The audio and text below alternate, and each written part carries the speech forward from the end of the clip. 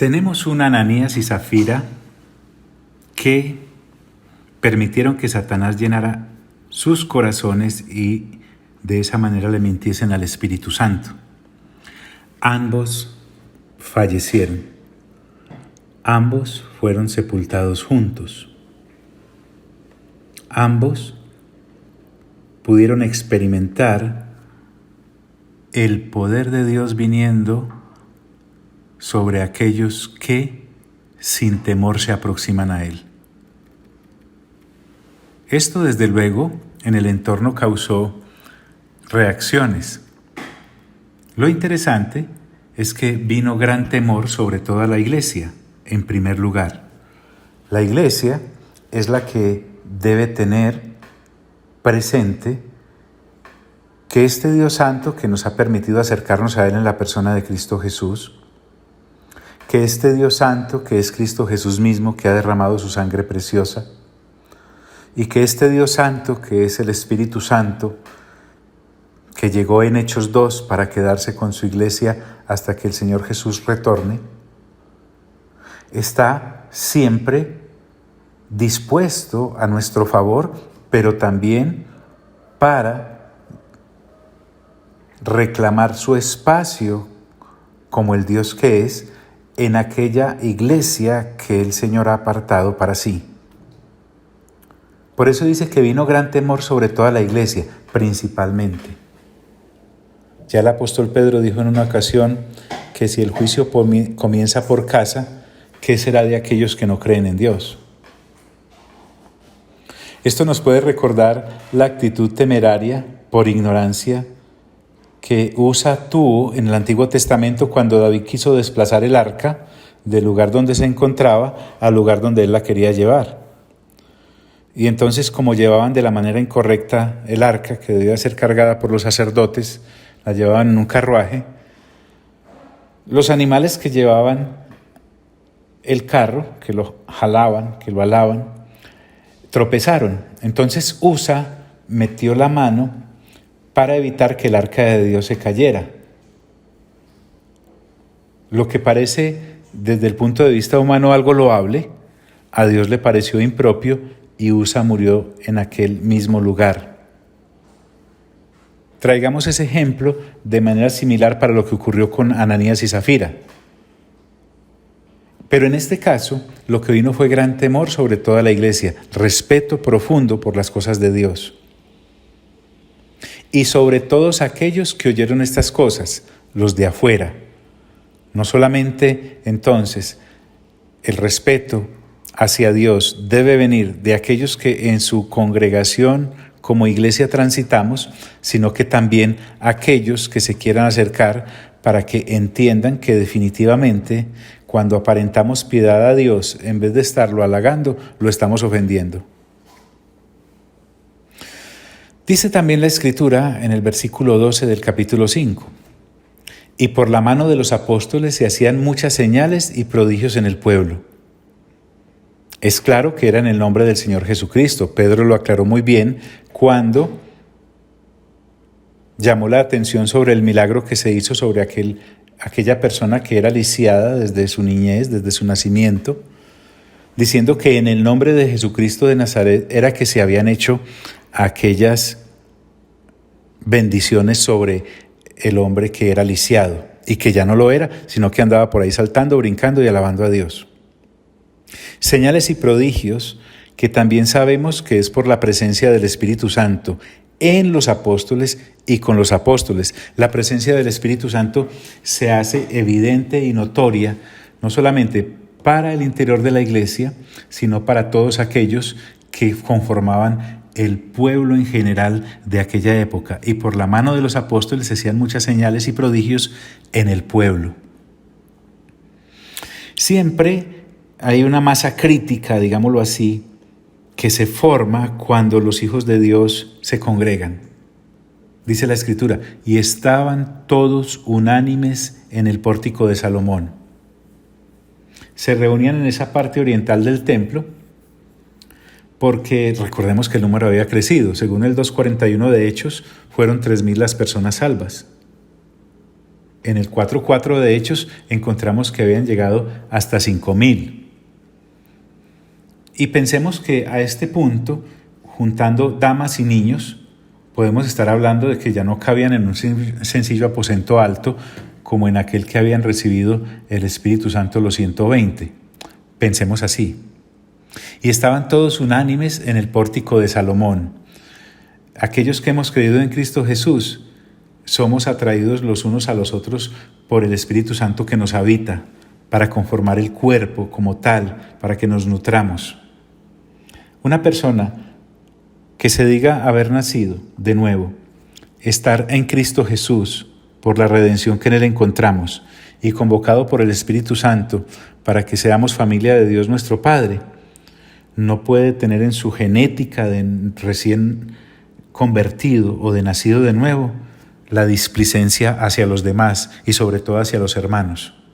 Estaban todos unánimes en el pórtico de Salomón. En los negocios de nuestro Padre nos es necesario estar, lo diría el Señor Jesús. De los demás, es decir, de aquellos que no habían creído, ninguno se atrevía a juntarse con ellos, dice el versículo 13.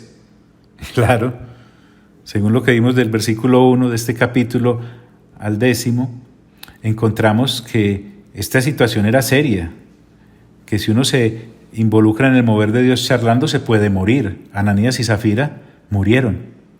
Y además, por otro lado, le agregamos la persecución que los judíos frenéticamente lanzaban contra los creyentes en Cristo Jesús. Pero de todas formas había respeto de parte de esa gente que no creía en Cristo Jesús hacia los que sí creían.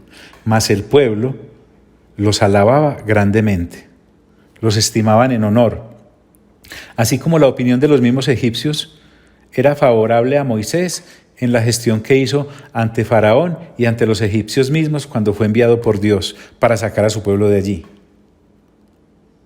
Ahora, en cuanto a los que creían en el Señor, dice el versículo 14, seguían en aumento gran número así de hombres como de mujeres. Nuestro médico Lucas, el amado médico Lucas, así mencionado por el apóstol Pablo, menciona y hace énfasis no solamente en su evangelio, sino también en esta carta o libro de los Hechos sobre las damas. Y los que creían en el Señor aumentaban más, gran número así de hombres como de mujeres. No eran pocos entonces los que se estaban cosechando entre el pueblo judío para la fe en Cristo Jesús. Así que saquémonos de plano aquello de que, aunque judíos y gentiles participaron en la muerte del Señor en la cruz del Calvario, no nos puede quedar la impresión de que pocos fueron los judíos que sí creyeron en Cristo Jesús. Fueron muchos. Y siguen siendo muchos. Lo que pasa es que nosotros no abarcamos todo el conocimiento de cada uno de los que el Señor Jesús, el Espíritu Santo y el Padre llevan a su conocimiento en cada generación. No seamos hallados como Elías, pensando que era el único profeta en Israel que no había doblado sus pies ante Baal, y se le aclara de manera muy correcta por parte de Dios que Dios mismo se había reservado 7,000 más como él que no habían doblado la rodilla ante Baal. Que él no los viera como ser humano es otra cosa, pero Dios lo ve todo. Y los que creían en el Señor aumentaban más, gran número así de hombres como de mujeres. Tanto fue el mover que sacaban a los enfermos a las calles, como consecuencia de ver las señales y prodigios que el Espíritu Santo, en el nombre del Señor Jesucristo, los apóstoles hacían. Entonces sacaban a todos estos débiles, a los que estaban enfermos, a las calles, a los caminos o a las calles principales. Y dice la Escritura que los ponían en camas y en lechos. Aquí no estamos hablando de aquel que plácidamente está descansando en su cama. No, estaban en esas camas por enfermos. Y estaban en lechos y en catres porque era la forma de transportarlos. Así como cuando en uno de los evangelios algunos amigos llevan a una persona y como había tanta gente alrededor del Señor Jesús, dice la Escritura que rompieron el techo y se lo bajaron allá al Señor a la sala donde estaba predicando. Qué bien, qué bueno tener amigos así. Y los ponían en camas y en lechos. ¿Para qué los ponían en camas y en lechos y los sacaban a las calles? Dice tremendamente Lucas, para que al pasar Pedro, ojo pues, que esto que estamos escuchando lo está narrando un médico. Vamos a ver a un médico debidamente titulado, con amplia experiencia, narrando milagros y prodigios sobre enfermos que se sanan. Y va a entrar en un territorio tan ajeno para muchos galenos, que es el mundo espiritual, porque va a empezar a hablar de espíritus inmundos que salían de los cuerpos de estas personas. Hágame el favor. Así que la ciencia no riñe con la fe. Por el contrario, aquí vemos un hombre lleno de ciencia galena, profundamente arraigado en la fe del Señor Jesucristo, narrando lo que Hechos de los Apóstoles nos ha sido dejado para que nuestra fe crezca. Para que al pasar Pedro, así como Pablo, en el capítulo 19 de este libro vamos a mirar, se nos dice en el versículo 12 que los pañuelos y los delantales que usaba Pablo se los llevaban a los enfermos y a los endemoniados, y esa gente se sanaba y era libre. Para que al pasar Pedro, a lo menos su sombra cayese sobre alguno de ellos. Qué tremendo cómo la gente en su necesidad busca el contacto con la fuente de sanidad y de libertad que es el Señor Jesús y su nombre. Es imposible no recordar cuando aquella mujer se acercó al Señor Jesús, que sufría de un flujo de sangre desde hacía 12 años y toca el borde del manto. Y el Señor Jesús en sus palabras dice, poder salió de mí. Tocó directamente al Señor Jesús en su piel, en alguno de sus miembros. ¿Escuchó alguna palabra de parte de él? Nada, tocó su manto. Cosas del Espíritu Santo y de la unción de sanidad que él derrama sobre cada uno de aquellos que en él cree para que pueda dispensarla a aquellos que la necesiten. A lo menos su sombra cayese sobre alguno de ellos. Y aún, dice la Biblia, de las ciudades vecinas, muchos venían a Jerusalén, muchos continuamente llegando. Quiero hacer un alto acá. La Biblia es el testimonio escrito que el Espíritu Santo permitió dejar para la humanidad para conocer estos hechos.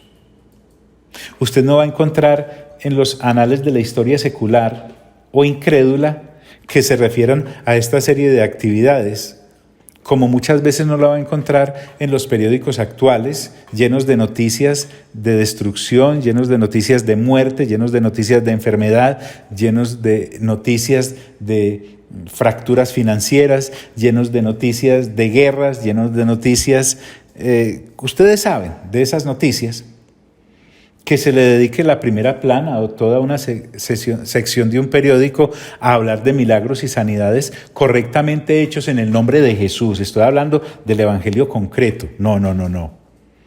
Pero a Dios, que sí le importan estos hechos, ha dejado un libro precioso llamado la Biblia para que usted y yo podamos crecer en nuestra fe mirando cómo Dios obró en el pasado, está obrando en la actualidad y obrará en el futuro hasta que Él venga, porque el Espíritu Santo está acá y Él es el que da e imparte esos dones. Y aún de las ciudades vecinas, muchos venían a Jerusalén, continuamente estaban llegando y ¿saben qué traían? Enfermos y atormentados de espíritus inmundos, acosados por estas entidades espirituales que vienen a robar, matar y destruir, como aquel hombre que estaba en los sepulcros, poseso por miles de demonios. Y cuando el Señor Jesús llega, se postra a los pies del Señor Jesús y Legión, que es el demonio que habita aquel hombre, le dice, ¿qué tienes conmigo? Hasta hace 2000 años, la actividad demoníaca, los espíritus inmundos, caminaban como Pedro por su casa. Pero el Señor Jesús llega y hasta ahí les llegó. Su anonimato. Dice la Escritura que la enfermedad también encontró su cascabel, porque en el nombre de Jesús Pedro y los apóstoles y los discípulos liberaban a estos posesos y sanaban a aquellos enfermos, trayendo enfermos y atormentados de espíritus inmundos, y todos eran sanados. Disculpe que lo haga, no lo hago por ustedes, sino por los médicos que usted pueda llegar a conocer. y aquellos médicos que necesitan afianzar su fe en Cristo Jesús, que todavía están pensando, bueno, ¿será que sí? ¿Será que no? Pues sí. Lucas me dice, y todos eran sanados. El Dios del cielo está desbordado en ágape por la humanidad sufriente. Dios no es un Dios indiferente sentado en su trono mirando cómo la humanidad sufre tras generación tras generación. No, Señor. Él ha decidido participar en la solución de todos los problemas temporales que el ser humano tiene y además del grave problema en la eternidad de estar apartados de Dios para hacerlos cercanos a Él y poderles acompañar en su trasegar temporal sobre esta tierra. Bueno, pero no a todo el mundo le agradó que esto estuviese ocurriendo. ¿Sabe quién se levantó nuevamente? La religión recalcitrante que se había apoderado del letrero de la fe en Dios y querían representarlo como ellos querían y no como Dios había decidido. Dice la Escritura, entonces levantándose el sumo sacerdote y todos los que estaban con él. Aquí encontramos la segunda persecución que se hace hacia los apóstoles por líderes religiosos celosos y pendencieros.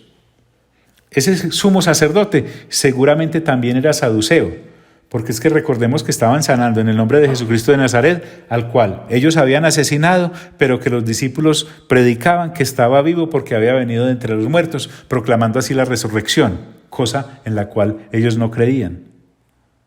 Entonces, levantándose el sumo sacerdote y todos los que estaban con él, Lucas aclara, esto es la secta de los saduceos. Aquellos que decían y gritaban, no a la resurrección. Dura cosa es darse cosas contra el aguijón. Dios el Padre envía a su Hijo, que es Dios, permite que sea asesinado, como lo han narrado en el capítulo 2 y en el capítulo 3 y en parte del capítulo 4,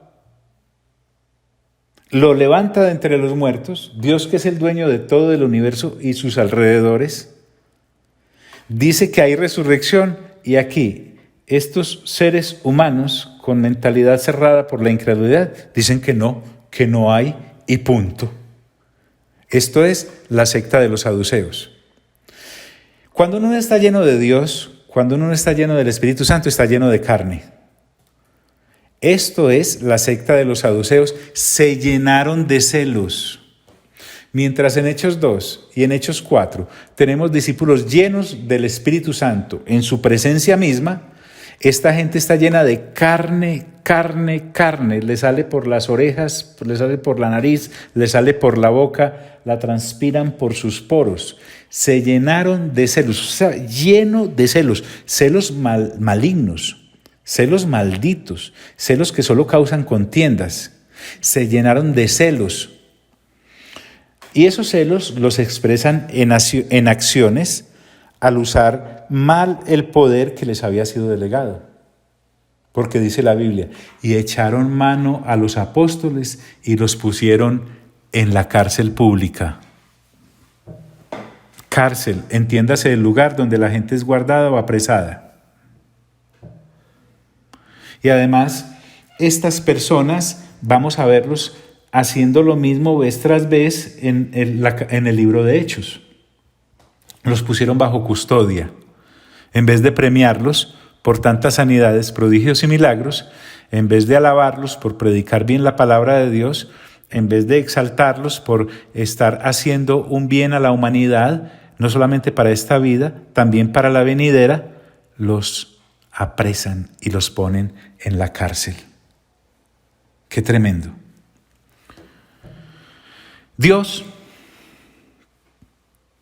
que es el que realmente manda, Dios, que es el que realmente juzga cada uno de los corazones, Dios, que es el que da la vida y el que la quita, Dios que es el que humilla y el que exalta, Dios que es el que enriquece o empobrece, el Dios que hizo el cielo, la tierra, el mar y todo lo que en ellos hay, como ya nos lo dijo el apóstol Pedro en capítulos anteriores, ese Dios tiene otra opinión. Tiene una opinión como creador muy diferente a la de sus criaturas, así estén vestidas de mantos religiosos y de poder para gobernar. Dice la Biblia, versículo 19, y aquí entramos en el ámbito de lo sobrenatural. Entiéndame que lo natural para Dios es vivir en el ámbito sobrenatural. Y entonces también para nosotros que somos sus hijos. Porque la Biblia me dice, con los discípulos en la cárcel, estos apóstoles, con estos saduceos en cabeza de este sacerdote sumo, yendo en contravía del mover de Dios, aparece también una de las creaciones de Dios enviadas por Él a hacer su voluntad. Dice la Biblia, mas un ángel del Señor, uno de los millones que hay. El 5:11 de Apocalipsis me habla de millones de ángeles. Mas un ángel del Señor, un hito solo, un ser espiritual, un ser celestial, mas un ángel del Señor, vuelvo al punto, del Señor, todos son de Él, obran según su voluntad. No es que unos creyentes comiencen a orarle a los ángeles para que hagan la voluntad de ellos, no, es unos creyentes que oran al trono de Dios y Dios, para darle respuesta, envía a ángeles a hacer sus mandados. ¿Por qué? Porque Dios también puede orar así. Mas un ángel del Señor, abriendo de noche las puertas de la cárcel, lo que los hombres cerraron con empeño, un ángel lo abrió sin ningún esfuerzo. Abriendo de noche las puertas de la cárcel y sacándolos, dijo, a propósito, también hablan. Estos que estaban encerrados y vigilados son liberados, podríamos decirlo así, por un mensajero que está siguiendo órdenes de más arriba. Siempre hay alguien más arriba. Las mamás dicen, arriba de Dios, ¿qué? Eso es, no vive nadie. Él es el de la última palabra. Él es el de la primera palabra. Él ha estado presente con todos los que han desarrollado fe en Él durante todas las generaciones. Abriendo de noche las puertas el ángel de la cárcel y sacándolos, les dijo, ojo pues, id. Él no les dijo, salgan corriendo. No. ¿Recuerdas aquel pasaje en el que Eliseo está cómodo en su casa y entonces su siervo Giesi nota que el ejército sirio los ha rodeado? ¡Oh, qué susto el de este hombre! Y va corriendo donde Eliseo a darle la noticia, Señor, imagínense lo que le dijo. Y Eliseo, el profeta, le dice, son más los que están con nosotros que ellos. Giesi, claro, esclavo de lo temporal, con su vista puesto en lo temporal, no entendía lo que Eliseo le estaba diciendo y entonces Eliseo ora a Dios para que le abra los ojos espirituales a Giesi. Una vez abiertos sus ojos espirituales, dice que vio el panorama completo y vio a todos estos seres celestiales en favor de ellos, que hacían ver seguramente minúsculo a todo el ejército sirio que los estaba rodeando. Entonces los ángeles vienen y en este caso específico le dicen a los discípulos, id y puestos en pie en el templo. ¿Dónde los habían apresado? En el templo. ¿A dónde los estaba mandando nuevamente? Al templo. Eso no quiere decir que Dios también mande ángeles a otras misiones y para la protección diga, váyanse.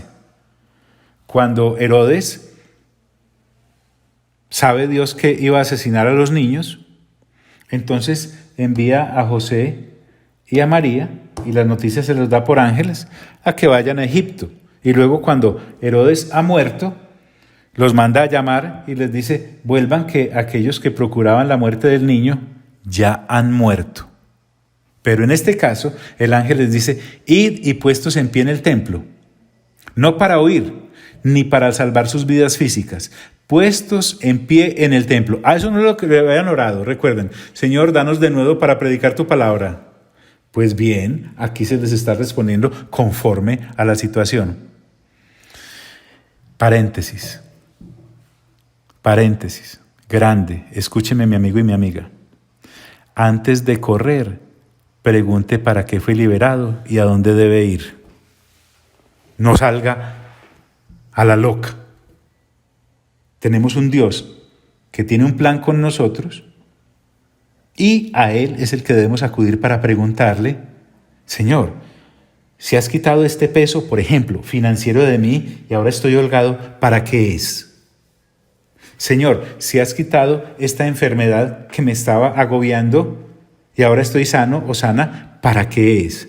Señor, si ahora tengo acceso a tal o cual esfera de influencia, Señor, ¿para qué es? Antes de correr, preguntemos ¿para qué es? ¿Y dónde es? El ángel les dice: id y puestos de pie en el templo, anunciad al pueblo todas las palabras de esta vida. Es que no hay otra razón de ser para nuestra existencia. Cuando dice anunciad, es que les estaba diciendo lo que debían decir. Y anunciárselas al pueblo es a quién se lo debían decir, la gente necesitada de salvación. ¿Y qué les debían decir? Las palabras de esta vida. No para filosofar, como los griegos de la época, o para pedir señales, como los judíos de la época. Las palabras de esta vida, a lo que se refiere el ángel, que conocen muy bien acerca del evangelio que es proclamado, es la vida o salvación que hay solo en Cristo Jesús, las buenas nuevas del evangelio. Entonces, recuerde, esto no es una historieta, no es una fábula, esto es la realidad. Los ángeles existen y son gobernados por Dios y son enviados para que hagan sus diligencias, ellos felices. Ha liberado a estas personas abriendo las puertas de la cárcel, los ha sacado y ahora les dice exactamente lo que tienen que hacer. ¿Cuál fue la reacción de los discípulos? Recuerden que estamos hablando con personas ya llenas del Espíritu Santo. No son los mismos apóstoles que cuando el Señor Jesús vino caminando sobre el agua y anduvo sobre ella y se acercó a la barca, dijeron: ¡ay! Un fantasma. No, ya no tenemos a esos cursileros. Ahora tenemos gente llena del Espíritu Santo que ha renovado su mente y su entendimiento, y usted y yo tenemos más posibilidades que ellos en este tiempo, porque además de la presencia del Espíritu Santo, tenemos la Biblia completica escrita. O sea que no solamente podemos caminar por la guianza del Espíritu Santo, sino que se nos ha dejado un GPS súper claro, que nos indica cómo transitar en este caminar. Entonces, pero los apóstoles maduros en la fe, dice, habiendo oído esto, no salieron corriendo, no dijeron, no se asustaron. Muy clarito, habiendo oído esto, dice la Escritura, entraron de mañana en el templo, como se les había dicho que debían hacer. O sea, aquí no tenemos unos discípulos duros de oído, o un Pedro que había que decirle las cosas varias veces hasta que entrara en razón. Tenemos un Pedro dócil, un Juan súper dócil, férreamente dóciles. Ojo, no es debilidad. No podemos llamar debilidad el obedecer a Dios. Tengamos cuidado con eso. Es lo mejor que nos puede ocurrir ser escogidos por Dios para obedecerle. Dicen que entraron de mañana en el templo. Lo de la primera hora, ellos nos dijeron, no, vayamos cuando haya más poquita gente, de pronto nos ven. A primera hora estaban ahí. Abrieron y fueron los primeros que entraron. Entraron de mañana en el templo, al romper el alba, tempranito. Entonces, estaban en el lugar donde se les dijo que debían estar y comenzaron a hacer lo que se les dijo que deberían hacer, enseñar. Qué lindo es enseñar. Dice la Escritura, y enseñaban. Bendito el Dios que nos dé el valor para anunciar su evangelio. Bendito el evangelio que Dios nos ha dado para anunciarlo, a tiempo y destiempo. No tenemos unos discípulos heridos diciendo, Vea, eso nos pasa por predicar, por hacer señales, prodigios y milagros. En vez de darnos un premio, nos metieron un canazo. No, ellos están bien alineados con la voluntad de Dios. Y la voluntad de Dios en ese momento fue sacarlos de la cárcel para que volvieran a predicar. Son las trompetas de Dios. Nadie las puede silenciar. Y enseñaban. ¿Qué ocurría al otro lado? Recuerden que dejamos un sumo sacerdote con unos saduceos llenos de celos. Pues al otro día también amanecieron ellos llenos de celos. Mientras que los discípulos amanecen llenos del Espíritu Santo, como debe ser, estos amanecen llenos de celos y todavía con más odio en su corazón. Porque dice, entre tanto, vinieron el sumo sacerdote y los que estaban con él, nunca andan solos. Seguramente los miembros del Sanedrín, junto con el sumo sacerdote, y convocaron al concilio y a todos los ancianos de los hijos de Israel. Estas personas que conformaban ese concilio eran gente mayor en edad y supuestamente en conocimiento.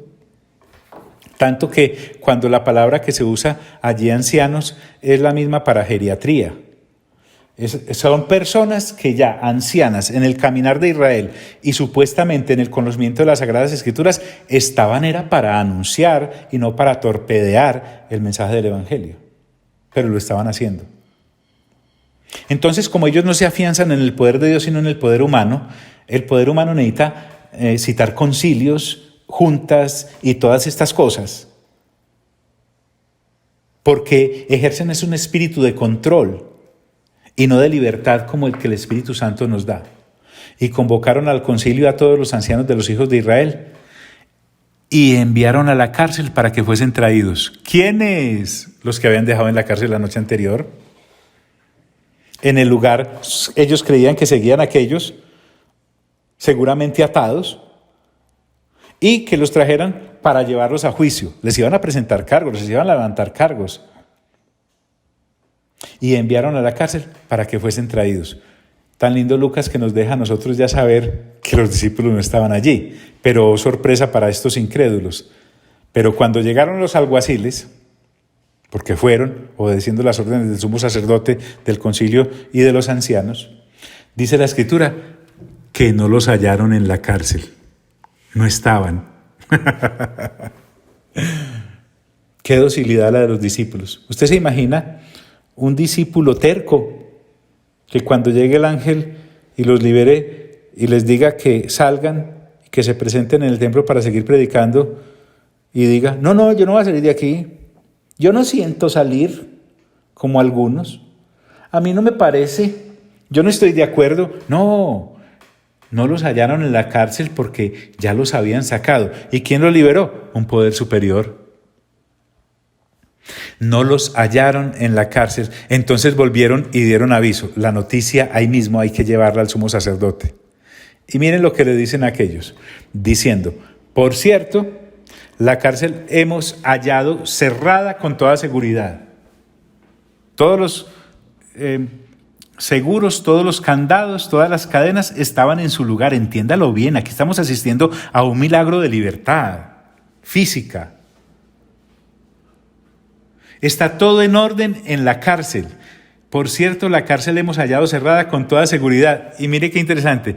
Y los guardas afuera de pie ante las puertas. Estos guardianes pensaban que los discípulos todavía estaban adentro. Estaban custodiando una celda vacía. Todo esto pasó realmente y estos ni siquiera se dieron cuenta. Cuando habla de hombres dispuestos en las puertas, afuera, de pie, era porque estaban firmes, cumpliendo su labor, pero no había nadie adentro. ¿Por qué? Porque Dios los había liberado. Mire, cuando Dios decide que cumplas un plan, nada humano, nada diabólico te puede detener, porque Dios es el que manda. Y los guardas afuera de pie ante las puertas. Entonces, siguen narrando estos. Imagínense bien la situación. Mejor, créame, póngase el casco de la fe, que es lo que usamos para trasladarnos en el tiempo hacia atrás o hacia adelante. Mas cuando abrimos, están hablando los alguaciles, a nadie hallamos dentro. la celda custodiada, pero sin presos. Yo no sé por qué se emociona. Hombre, pues que si a uno no lo emociona esto, discúlpeme, estamos muertos entonces. Mas cuando abrimos, a nadie hallamos dentro.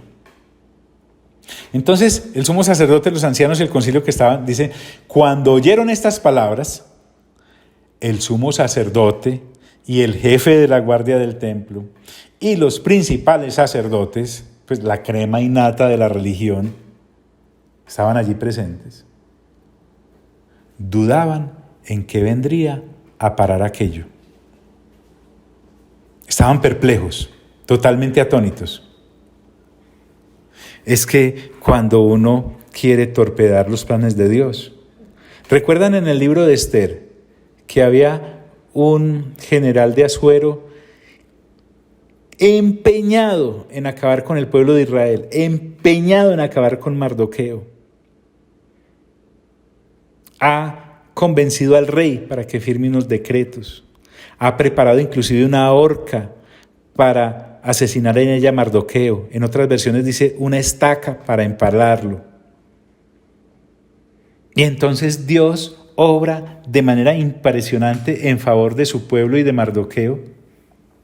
Y no solamente Mardoqueo es liberado, sino que es exaltado, mientras que aquel enemigo es humillado y hasta en la misma horca o en la misma estaca fue empalado o fue ahorcado, según la versión que usted escoja, el final para él es el mismo. Estos dicen, ¿en qué vendrá a parar todo esto? Mientras dubitaban y cavilaban, dice la Escritura, pero viniendo uno les dio esta noticia, una detrás de otra, nuevas para estos incrédulos. He aquí, dice el que llegó, dando la noticia, los varones que pusiste en la cárcel están en el templo. Estaban donde Dios los había puesto, no donde ellos los habían dejado. Que Dios siempre te halle en tu puesto, en el que te colocó. He aquí los varones que pusisteis en la cárcel están en el templo. Y les dice, y enseñan al pueblo, haciendo lo que Dios les dijo, precisamente lo que ellos les habían prohibido. Tremendo. Y enseñaban al pueblo. Entonces, el jefe de la guardia con los alguaciles, dice la Escritura, estos vigilantes del templo, fueron allá y los trajo sin violencia. Es decir, no fue a punta de bolillo o de planazos, no. Porque temían ser apedreados por el pueblo. Recuerde, el que no le teme a Dios, le teme a los hombres. Bien dijo el Señor Jesús, no le tengan a aquellos que pueden matar el cuerpo y no pueden hacer nada con su alma. Témanle a aquel que, una vez muerto el cuerpo, pueda arrojar su alma a donde él decida. Al que me niegue delante de los hombres, yo lo negaré delante de mi Padre y de sus santos ángeles.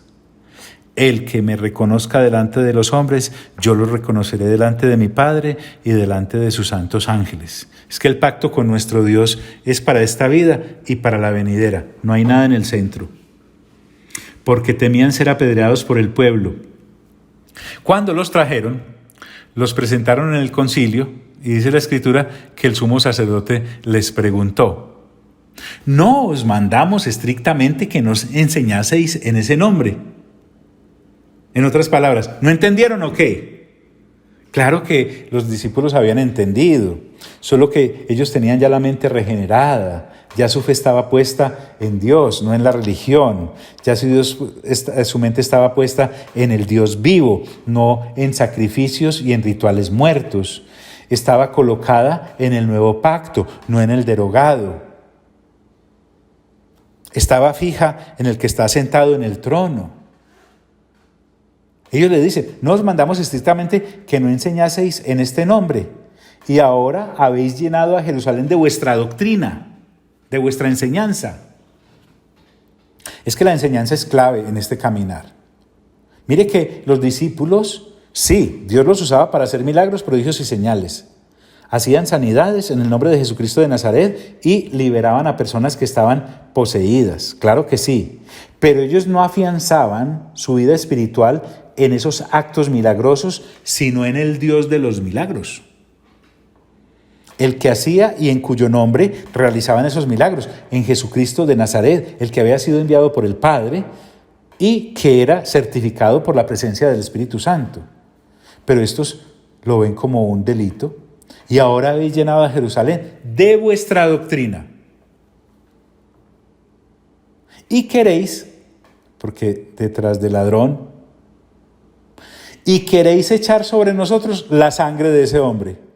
Hombre, pero si en Mateo 27-25 ellos mismos fueron lo que dijeron cuando Pilato quería soltar al Señor Jesús. Ellos dijeron, su sangre sea sobre nosotros y sobre nuestros hijos. Ahí tienen. Los discípulos no estaban queriendo echar la sangre del Señor Jesús derramada en la cruz del Calvario sobre ellos. Ellos mismos se la habían echado. Pero es que la incredulidad y la ceguera religiosa lleva a las personas a estos extremos. Gracias, Señor, por haber tenido misericordia de nosotros, porque podríamos ser cualquiera de ellos. Sí. Ante este reclamo airado, lleno de celos y de enojo,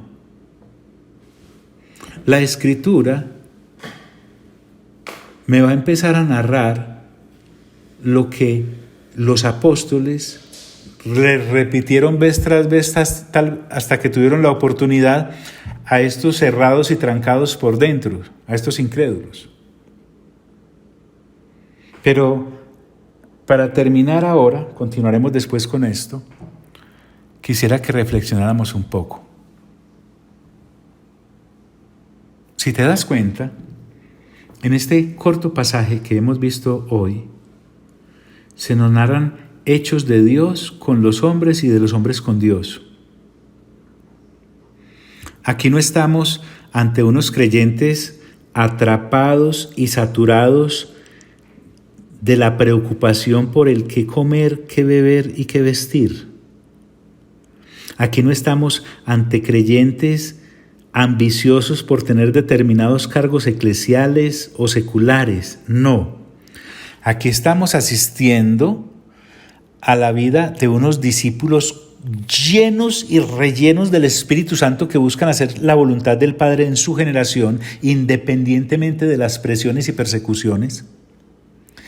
Y vemos a un Dios feliz de estarlos respaldando por estar haciendo su voluntad. Muchas veces tenemos tantos tropiezos y problemas y privaciones precisamente porque supuestamente al estar caminando en los caminos del Señor, realmente sus caminos no son nuestros caminos, ni sus pensamientos no son nuestros pensamientos. Es solo religión, bulto de hojas, nada más.